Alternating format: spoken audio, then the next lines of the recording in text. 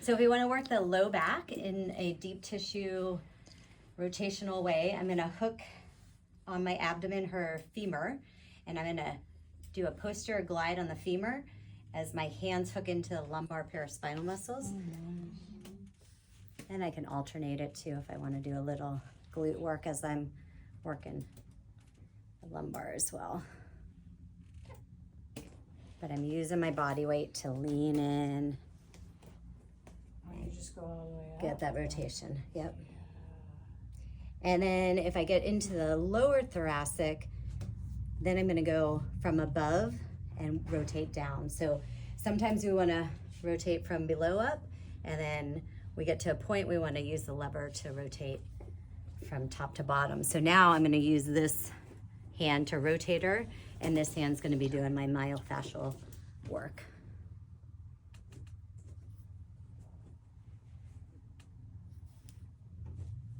Oh, right there, how's that? Very good. Yeah, you guys can't see it, but it's a tight spot. And then we can go up into the parascapular muscles between the shoulder blade and work in there. Again, see how I'm using my body weight to lean and not using my fingers to try to do all the work.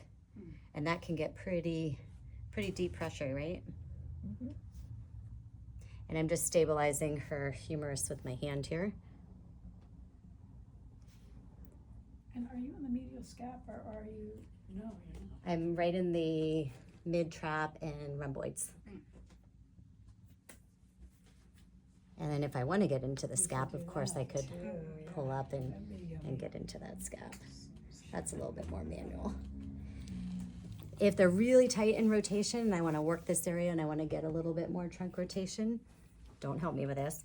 I'm going to use their arm and I'm just going to slide forward.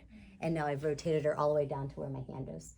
So now I've got her rotated and I can work into a little bit more rotation if I want.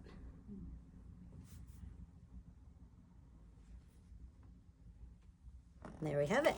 Okay, so all of that to say, let's practice this one now from, instead of from behind, try it from the front now, where we are pushing the femur and working the lower thoracic and all the lumbar.